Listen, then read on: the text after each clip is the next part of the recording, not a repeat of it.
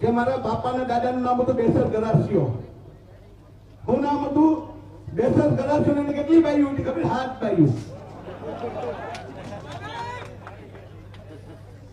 મારા